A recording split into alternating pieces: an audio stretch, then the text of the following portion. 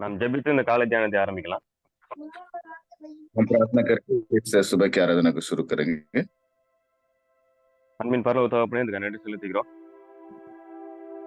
கர்த்தாவே, இந்த காலை வேளையிலே நாங்கள் வெவ்வேறு இடங்களிலிருந்து மீட் மூலமாக இணைய கர்த்தர் உதவி செய்ததற்காக நன்றி செலுத்துகிறோம்.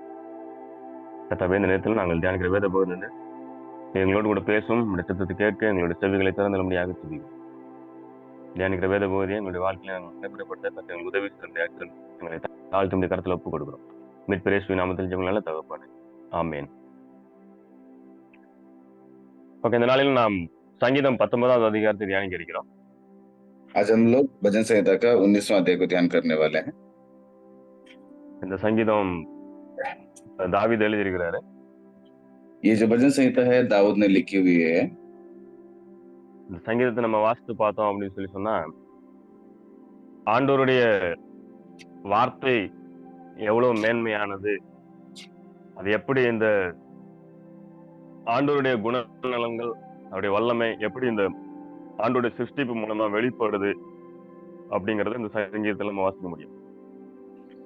ये अध्याय को जब पढ़ते हैं और ये अध्याय कितना उत्तम है और परमेश्वर के महत्व जो है ये अध्याय में रहने वाले सृष्टि की रचना के विषय के द्वारा हम परमेश्वर के गुणों को हम जान सकते हैं।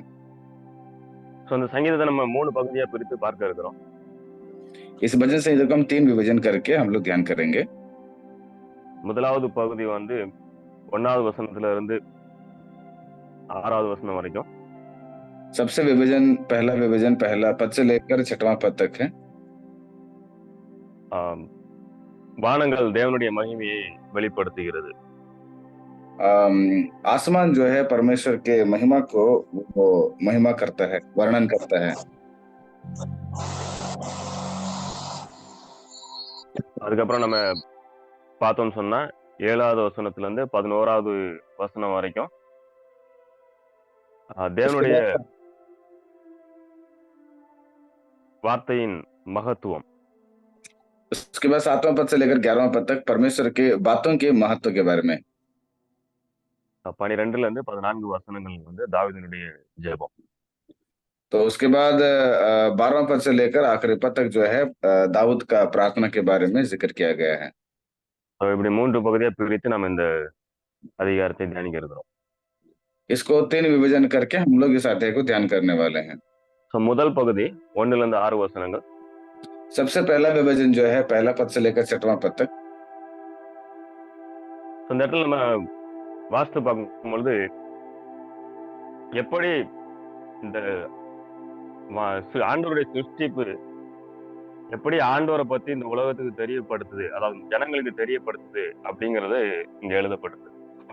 तो यहाँ पर परमेश्वर को कैसे सारे अन्य लोगों को भी परमेश्वर के महत्व को वर्णन करते हैं, वो सारे चीज को यहाँ पर लिख सकते हैं, जिक्र किया गया है। நான் 1ல இருந்து 3 வசனம் வரைக்கும் வாசிக்கிறேன். मैं पहला पद से लेकर 3रा पद तक पढ़ता हूँ। வானங்கள் தேவனுடைய மகிமையை வெளிப்படுத்துகிறது, ஆகாய விரிவு அவருடைய கரங்களின் கிரியை அறிவிக்கிறது. பகலுக்கு பகல் வார்த்தைகளை பொழிகிறது, இரவுக்கு இரவு அறிவை தெரிவிக்கிறது. அவைகளுக்கு பேச்சும் இல்லை, வார்த்தையும் இல்லை, அவைகளின் சத்தம் கேட்கப்படுவதும் இல்லை. पर ऐसे जिक्र किया गया है, आकाश परमेश्वर की महिमा का वर्णन कर रहा है और आकाश मंडल उसकी हस्तकला को प्रकट कर रहा है। दिन से दिन बातें करता है और रात को रात ज्ञान सिखाती है। ना तो कोई बोली है और ना कोई भाषा जहां उनका शब्द सुनाई नहीं देता है। இந்த இடத்துல நம்ம வாசித்த பகுதியில் நம்ம பார்த்தோம் சொன்னா, அதாவது இந்த ஆண்டுடைய இந்த சிருஷ்டிப்பு, இந்த ஆகாய விரிவு, அவங்க அது வந்து தன்னுடைய வாயை திறந்து ஆண்டோடைய மகிமையை குறித்து அது சொல்றது கிடையாது, ஏன்னா அதுக்கு பேச்சு கிடையாது.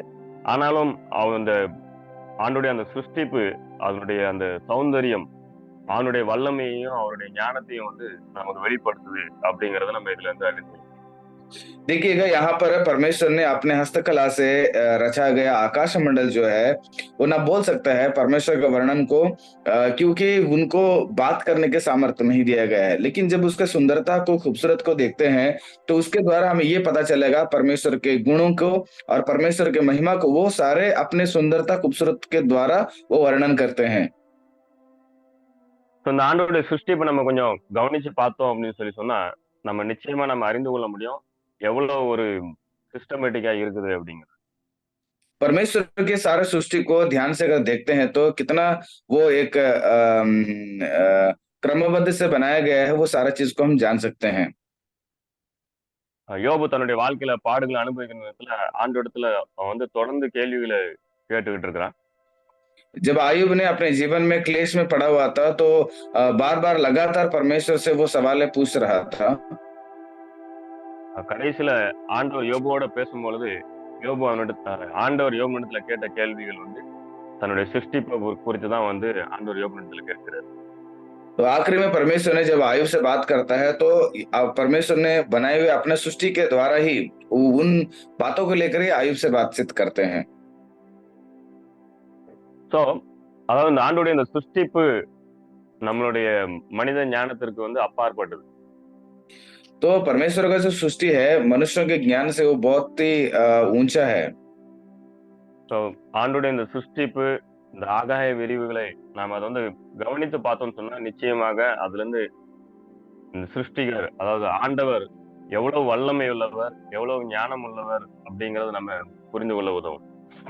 परमेश्वर का सृष्टि को, परमेश्वर की इस रचना को अगर हम लोग अच्छे से देखते हैं तो परमेश्वर की कितना ज्ञानी है और कितना महान है, वो सारे चीज को हम जान सकते हैं।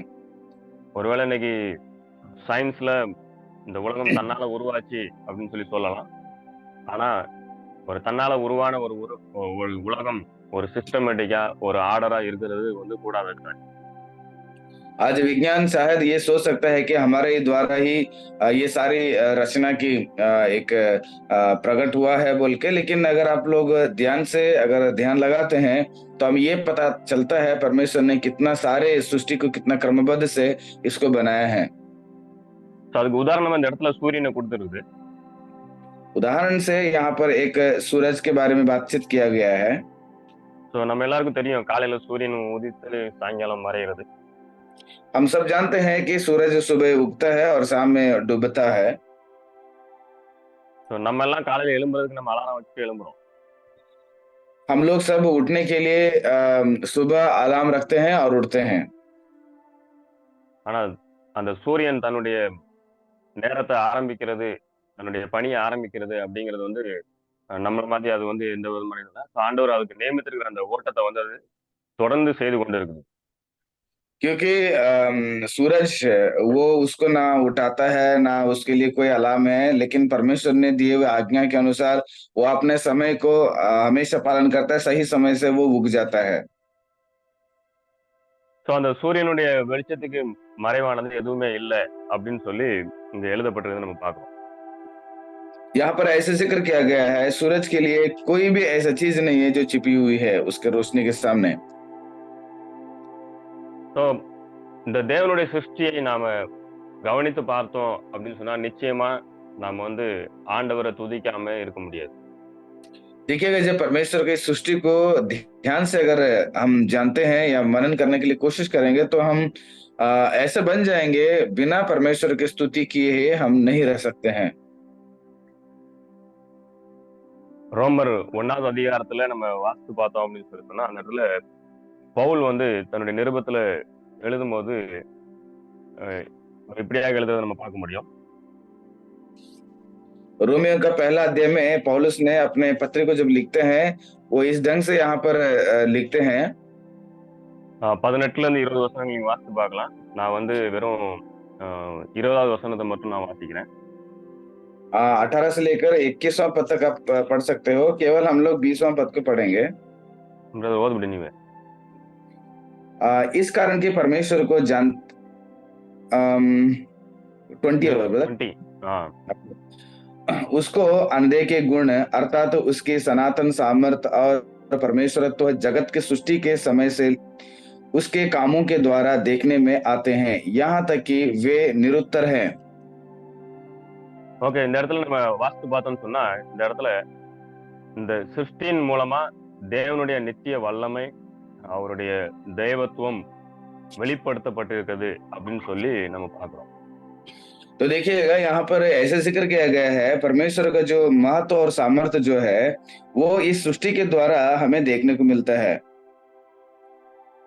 ஸோ இந்த உலகத்துல ஒருவேளை யாராவது சொன்னாங்க, நான் வந்து ஆண்டவரை பத்தி கேள்விப்படல அப்படின்னு சொல்லி சொன்னா, அவங்களுக்கு வந்து எந்த விதமான எக்ஸ்கியூஸும் சொல்றதுக்கான வாய்ப்பே கிடையாது. ஏன்னா, இந்த ஆண்டவருடைய இந்த சிருஷ்டி அவரை குறித்து பேசுது அப்படின்னு சொல்லி ரோமர் 1வது அதிகாரம் 18ல இருந்து 20 வசனங்கள்ல தெளிவா எழுதப்பட்டிருக்கு.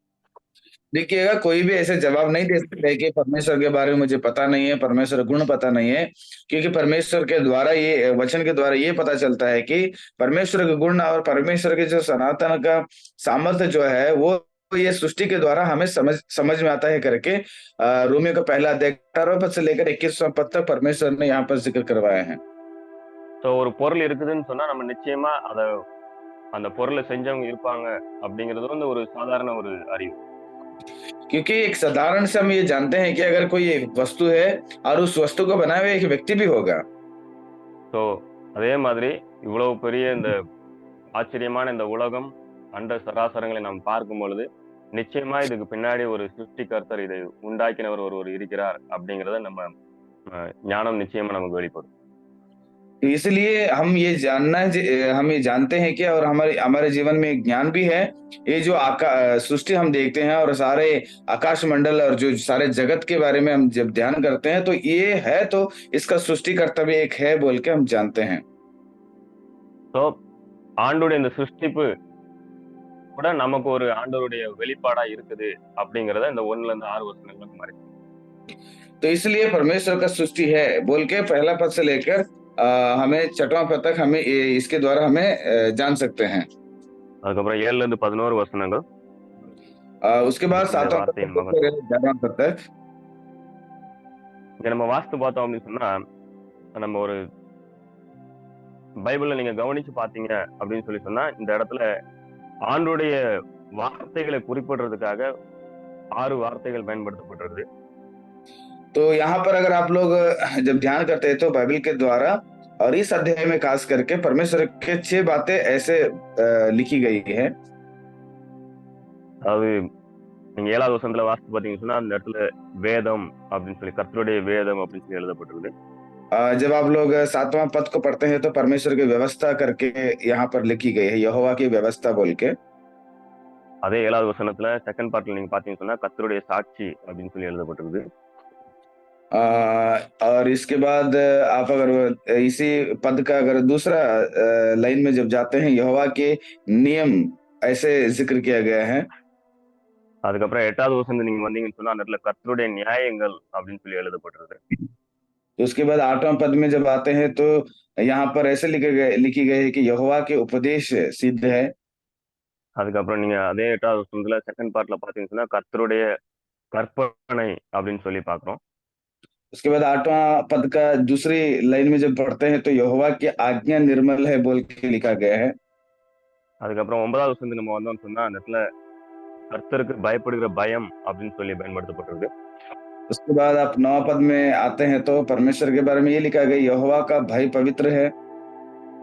அதே 9வது வசனத்துல செகண்ட் பார்ட்ல நம்ம பார்த்தோம்னா, தமிழ் பைபிள்ல வந்து நியாயங்கள் சொல்லி தான் பயன்படுத்தப்பட்டிருக்கு. ஆனா ஆங்கில வேதாகமத்துல நம்ம பார்த்தோம்னா, அது நியாய தீர்ப்பு அப்படின்னு சொல்லி எழுது. देखिए, अगर आप लोग यही 9वां पद का 9वां पद को दूसरा लाइन में पढ़ते हैं तो हिंदी में ऐसे लिखा गया है कि यहोवा के नियम करके, लेकिन तमिल में परमेश्वर का न्याय लिखा गया है, अंग्रेजी में परमेश्वर की क्या बोलते हैं, न्याय निर्णय लिखी गई है। ஓகே, ஸோ இப்படி 6 வெவ்வேறு வார்த்தைகள் பயன்படுத்தப்பட்டிருக்கிறத நம்ம பார்க்க முடியும். तो यहाँ पर ऐसे 6 अलग-अलग बातें परमेश्वर के बारे में यहाँ पर विश्लेषण किया गया है।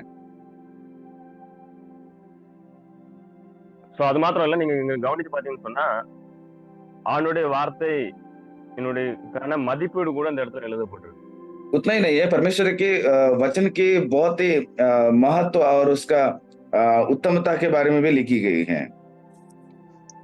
நம்ம அந்த இப்ப வாசித்த அந்த பகுதிகளை தொடர்ந்து வாசித்து பார்த்தீங்கன்னு சொன்னா,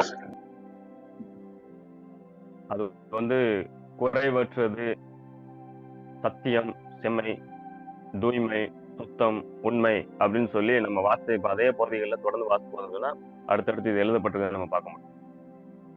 तो यहाँ पे देखिएगा, जब जैसे अभी हमने पढ़े हैं, करी है, नियम विश्वास योग्य है, और सिद्ध है, और निर्मल है, तो ऐसे कई सारे बातें परमेश्वर के वचन के द्वारा और आगे भी हम जान कर सकते हैं।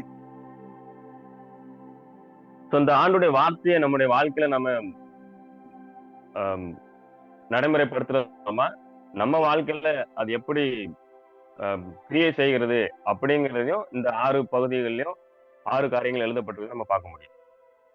तो ये जो चीजें हैं हमारे जीवन में भी जब इसको पालन करते हैं, वो हमारे जीवन में कैसे कार्य करता है, वही चीज को यहाँ पर 7वां पद से लेकर 6 विषय हम देख सकते हैं। ஸோ அதே நம்ம வாசித்த அதே வசனங்கள் தான் அதுல வந்து இப்ப நம்ம பார்க்கிறோம். ஆத்துமாவை உயிர்ப்பிக்கிறது, பேதையை ஞானியாக்குகிறது, 7வது வசனத்துல எழுதப்பட்டிருக்கு. அதுக்கப்புறம் 8வது வசனத்துல இருதயத்தை சந்தோஷிப்பிக்கிறது, திரும்ப 8வது வசனத்துல கண்களை தெளிவிக்கிறது, அதுக்கப்புறம் திரும்ப 9வது வசனத்துல என்றைக்கும் நிலைக்கிறது, அதே 9வது வசனத்துல திரும்ப நம்ம பார்க்கிறோம் அவை அனைத்தும் நீதியுமாய் இருக்கிறது அப்படின்னு சொல்லி எழுதப்பட்டிருக்கு நம்ம பார்க்கிறோம். ये देखिएगा, परमेश्वर के वचन के बारे में ऐसे यहाँ पर बताया गया, वर्णन किया गया है। वह प्राण को बहाल कर देती है, साधारण लोगों को बुद्धिमान बना देती है, और हृदय को आनंदित कर देती है। वह आंखों में ज्योति ले आती है, वह अनंत काल तक स्थिर रहता है, और पूरी रीति से धर्ममय है। इस ढंग से वो 6 बातें और उसका वर्णन करके लिखी गई है परमेश्वर के वचन के बारे में। ஸோ ஆண்டுடைய வார்த்தை நம்முடைய வாழ்க்கையில எவ்வளவு தூரத்துக்கு கிரியை செய்யுது அப்படிங்கறத நம்ம இந்த பகுதியில இருந்து பார்க்கிறோம். क्योंकि परमेश्वर की जो बातें हैं, वचन, वो कितने दूर तक हमारे जीवन में कार्य करता है, वही चीज को यहाँ पर देख सकते हैं। நம்ம ஆண்டுடைய வார்த்தைக்கு நம்முடைய வாழ்க்கையில எவ்வளவு முக்கியத்துவம் கொடுக்கணும் அப்படிங்கறத நம்ம இதுல இருந்து அறிந்து கொள்ள முடியும். क्योंकि परमेश्वर के वचन के लिए कितना महत्व देना है, वही चीज के बारे में यहाँ पर जिक्र किया गया है। 10வது वசனத்துல நம்ம वास्तु பார்த்தோம்னு சொன்னா அந்த இடத்துல நம்ம பார்க்கிறோம் ஆண்டுடைய வார்த்தை சுத்த தங்கத்தை விட விலை கூடினது. क्योंकि 10वां पद को आप ध्यान करते हैं तो परमेश्वर का जो वचन है, सोने और बहुत कुंदर से भी बढ़कर मनोहर है। நம்ம இந்த உலகத்துல பார்த்தோம்னு சொன்னா இன்னைக்கு நிறைய பேர் தங்கத்தை விரும்புவாங்க. ஆனா அந்த இடத்துல எழுதப்பட்டிருக்கு நம்ம தங்கத்தை விட அதிகமா ஆண்டுடைய வார்த்தையை விரும்பணும், விரும்பப்படத்தக்கது அப்படின்னு சொல்லி எழுதப்பட்டிருக்கு. क्योंकि साधारण से हमारे जीवन में सोना बहुत ही हम लोग महत्व मानते हैं, लेकिन उससे भी ज्यादा महत्व जो है परमेश्वर का वचन है, उसको हम ज्यादा महत्व देना बोल के हमें यहाँ पर बताया गया है। ஸோ இந்த உலகத்தில் உள்ள எல்லா விலையேற பெற்ற பொருட்களையும் விட, எல்லா சுவையான உணவையும் விட தேவனுடைய வார்த்தையானது விரும்பப்படத்தக்கதாக நம்முடைய வாழ்க்கையில இருக்காங்க. तो इसलिए इस संसार में जितना भी बहुमूल्य चीजें हैं और वस्तु है, उन सबसे ज्यादा बढ़कर बहुमूल्य और मनोहर परमेश्वर का वचन ही है। ஸோ யோபு தன்னுடைய வேதனையின் மத்தியில அவர் பேசும்பொழுது அவர் சொல்றாரு, யோபு 23வது 12வது வசனத்துல, ஆகாரத்தை பார்க்கிலும் உமது வார்த்தையை நான் அதிகமாக காத்துக்கொண்டேன் அப்படின்னு சொல்லி யோபு சொல்றதை நம்ம பார்க்க முடியும். तो आयुब ने भी अपने ग्रंथ में यही बात जिक्र करता है। अगर आप लोग आयुब का 23वां अध्याय का 2रा पद जब जाके पढ़ते हैं तो भोजन से भी ज्यादा परमेश्वर मैंने तेरा बात को ही ज्यादा स्वीकार किया, उसको मनन किया बोल के। எரேமியா 16வது அதிகாரம் 16வது வசனத்துல நீங்க வாஸ்து பாத்தீங்கன்னு சொன்னா அந்த இடத்துல எரேமியா சொல்றதை நம்ம பார்க்க முடியும். यिर्मयाह का 16वां अध्याय का 16वां पद में भी यिर्मयाह भी ऐसे ही प्रकार का एक बात को जिक्र करता है।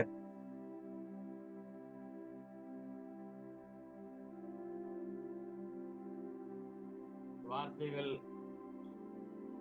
எனக்கு சந்தோஷமும் என் இருதயத்துக்கு மகிழ்ச்சியுமா இருக்கிறது அப்படின்னு சொல்லி சொல்றதை நம்ம பார்க்க முடியும்.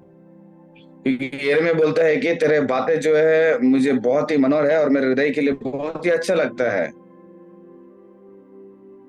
இன்னைக்கு தேவனுடைய வார்த்தை இல்ல நம்ம சந்தோஷப்படுறோமா, தேவனுடைய வார்த்தை நம்முடைய வாழ்க்கையில மகிழ்ச்சியா இருக்குதா அப்படிங்கறத நம்ம ஆராய்ந்து பார்ப்போம். तो परमेश्वर के बातों में हम खुश हैं या परमेश्वर के बातों को हमारे जीवन में लागू कर रहे हैं, इसको हमें हमारे जीवन में फर्क कर देखना पड़ेगा।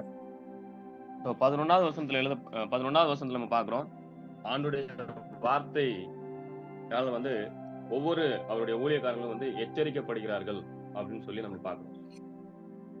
क्योंकि 11 पद में भी हम ऐसे ही एक बात को देखते हैं, उन्हीं से तेरा दास चिताया जाता है।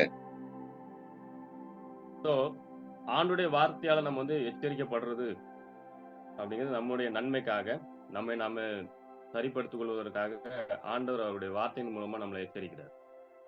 तो परमेश्वर ने अपने बातों के द्वारा हमें चिताते हैं और चेतावनी देते हैं ताकि हम लोग जागृत हो जाए और हम एक सही रास्ता में रहें। அதுக்கப்புறம் அதே வசனம் நம்ம பார்க்குறோம், அவருடைய வசனங்களை கை கொள்கிறதுனால நமக்கு வந்து மிகுந்த பலன் உண்டு அப்படின்னு சொல்லி நம்ம பார்க்குறோம். और उसी वचन के अंदर लिखी गई है कि उनके पालन करने से बड़ा ही प्रतिफल मिलता है। ஸோ ஆண்டுடைய வார்த்தைகளை கை கொள்கிற நாம் இந்த உலகத்துல நிச்சயமா ஆண்டவர் நமக்கு அதற்கான பலனை கொடுப்பாரு. அதோடு இல்லாம ஆண்டவர் நமக்கு நித்திய ஜீவனை நிச்சயமா கொடுக்குறாரு. அது எல்லாத்தை விட மேலான ஒரு ஆசீர்வாதம். तो परमेश्वर के वचन को हम पालन करने से हमारा जीवन बहुत से आशीष करते हैं, उससे ज्यादा है कि हमें एक आनंद जीवन के द्वारा हमारे जीवन को तृप्त करते हैं। அதுக்கப்புறம் 3வது பகுதியை நம்ம பார்த்தோம்னு சொன்னா 12வது வசனத்துல 14வது வசனம் வரைக்கும் தாவீதினுடைய ஜெபம். और तीसरा विभजनीय है इस अध्याय का 12 पद से लेकर 14 पद तक, यहाँ पर दाऊद की प्रार्थना देख सकते हैं। ஆண்டவருடைய வேதத்தை தியானிக்கும் பொழுது நாம மற்றவங்களோடு கூட நம்மளை கம்பேர் பண்ண மாட்டோம். ஆண்டவருடைய வசனத்தோடு கூட நம்மளை ஒப்பிட்டு பார்க்கறதுனால நம்மளுடைய குற்றங்கள், நம்மளுடைய பாவங்கள் நமக்கு தெரிய வரும். அதன் மூலமா நாம வந்து ஆண்டவரத்துல அறிக்கையிட்டு மன்னிப்பை பெற்று நாம வந்து ஒரு மனம் திரும்பிய ஒரு வாழ்க்கையை வாழ முடியும். तो देखिएगा, जब हम लोग परमेश्वर के वचन को ध्यान करते हैं, हम कोई मनुष्यों के साथ हमारे जीवन को तुलना नहीं करते हैं, बल्कि उन वचन के साथ हम हमारे जीवन को तुलना करते हैं। तब भी हमारे पाप से हम लोग मोड़कर किसी और के नहीं, बल्कि हम अपने आप को परख कर बदल जाते हैं। இந்த தாவீதினுடைய ஜெபத்துல 2 காரியத்தை நான் சொல்றதுக்கு ஆசைப்படுறேன். दाऊद की प्रार्थना में 2 बातें मैं बताने के लिए चाहता हूँ। तो தாவீதினுடைய முதல் ஜெபத்துல மறைவான குற்றங்களுக்கு என்னை நீங்களாக்கும் அப்படின்னு சொல்லி सबसे पहला बात यह है कि छिपी हुई पाप जो है मेरे जीवन में, उसको आप माफ कर दो। 12 पद में यही लिखी गई है कि भूल चुका तो कौन समझ सकता है, मेरे गुप्त पापों से तू मुझे पवित्र कर। ஓகே, ஸோ மறைவான குற்றங்கள், அதாவது சில நேரத்தில் நம்ம தெரியாம பாவம் செய்வோம் அப்படிங்கிற ஒரு நினைப்பு எல்லாருக்குமே உண்டு. ஸோ அந்த மாதிரி பாவங்கள்ல கூட என்ன பாதுகாத்து கொள்ளும் அப்படின்னு சொல்லி, நான் தெரியாம கூட பாவம் செய்யக்கூடாது, என்ன பண்ணி பாதுகாத்து கொள்ளும்னு சொல்லி தாவீது ஜெபம் பண்றாரு. तो दाऊद ने ऐसे प्रार्थना करता है कि क्योंकि कई सारे लोग गुप्त से पाप करते हैं, दाऊद बताता है कि गुप्त से करने वाले पापों से भी मुझे पवित्र करना और ऐसे प्रकार के पाप करने में मुझे रोकना, मुझे बचाना करके ये प्रार्थना करता है।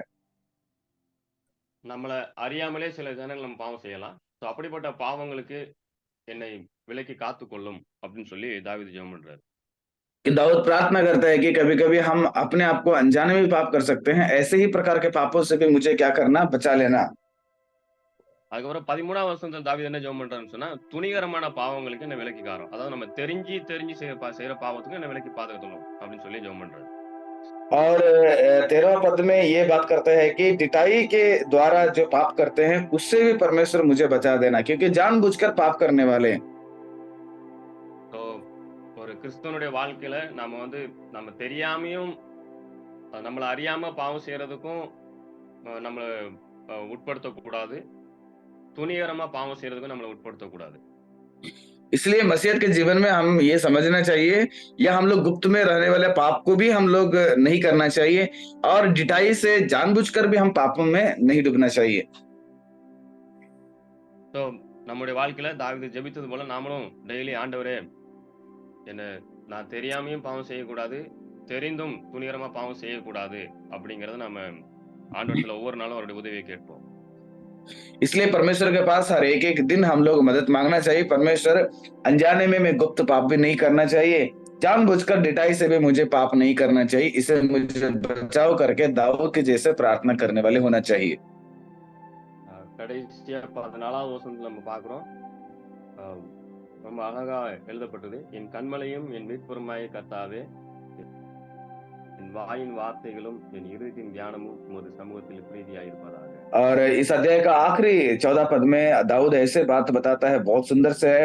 मेरे मुंह के वचन और मेरे हृदय का ध्यान तेरे सम्मुख ग्रहण योग्य हो, हे यहोवा परमेश्वर, मेरी चट्टान और मेरे उद्धार करने वाले। நாம செய்யறதெல்லாம் ஆண்டவருக்கு பிரியமா இருக்கணும்ல. நாம ஆண்டவருக்கு பிரியமானதை நாம செய்கிறவர்களாக இருக்கணும். देखिए, हम जो भी करते हैं वो सब परमेश्वर का प्रिय नहीं है, बल्कि परमेश्वर को जो अच्छा लगता है, परमेश्वर जो पसंद है, वो चीज को हम करने वाले होना चाहिए। So, இன்னைக்கு நம்மளுடைய வாழ்க்கையை நாம் சற்று ஆராய்ந்து பார்ப்போம். आज थोड़ा सा हम हमारा जीवन को फर्क कर देखें। நாம் எவ்வளவு தூரத்துக்கு ஆண்டுடைய வார்த்தைகளுக்கு நம்முடைய வாழ்க்கையில முக்கியத்துவம் கொடுக்கிறோம். हम कितने दूर तक हमारे जीवन में परमेश्वर के वचन के लिए हम महत्व देते हैं। ஆண்டு ஒரு புதிய வருடத்தை ஆரம்பிக்க நமக்கு உதவி செஞ்சிருக்கிறாரு. परमेश्वर ने एक नया साल को शुरू करने के लिए मदद किए हैं। ஸோ சற்று நம்ம கடந்த வருடத்தை நம்ம ஆராய்ந்து பார்ப்போம். எவ்வளவு தூரத்துக்கு நம்ம ஆண்டுடைய வார்த்தைக்கு வந்து முக்கியத்துவம் கொடுத்து அதை அறிந்து கொள்வதற்கும் அல்லது அதை நம்முடைய வாழ்க்கையில் நடைமுறைப்படுத்திக் கொள்வதற்கும் நம்ம எவ்வளவு தூரத்துக்கு அதுக்கு முக்கியத்துவம் கொடுத்தோம் அப்படின்னு சொல்லி நம்மளை நாமே ஆராய்ந்து பார்ப்போம். और आपको फर्क ये देखेंगे कि कितना दूर तक परमेश्वर के वचन के लिए महत्व देते हैं और उसको हमारे जीवन में लागू करते हैं। கடந்த வருடத்துல நாம் எவ்வளவு தூரத்துக்கு ஆண்டுடைய வார்த்தைகளுக்கு நாம் முக்கியத்துவம் கொடுத்தோம் அப்படிங்கறத நம்ம ஆராய்ந்து பார்ப்போம். तो हम अपने आप को फर्क ये देखेंगे कि पिछले साल हम हमारा जीवन में परमेश्वर के वचन को कितना दूर तक, कितना गहरे तक हम महत्व दिए हैं।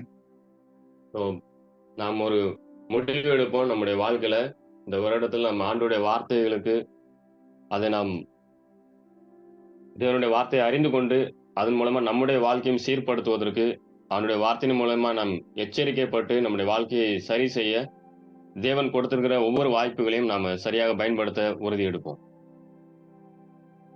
तो हम आज एक निर्णय ले लेंगे कि इस नया साल में परमेश्वर के वचन के द्वारा चलने के लिए, परमेश्वर के वचन को हमारे जीवन में दृढ़ करने के लिए, परमेश्वर के वचन के द्वारा हमारे जीवन को परिवर्तन करने के लिए நாம் ஜஸ்ட் வெறுமனே கேட்கிறவர்கள் மாத்திரமல்ல, அதன்படி நடக்கிறவர்களாக செய்கிறவர்களாக இருக்க தேவன் நமக்கு உதவி செய்வாராக.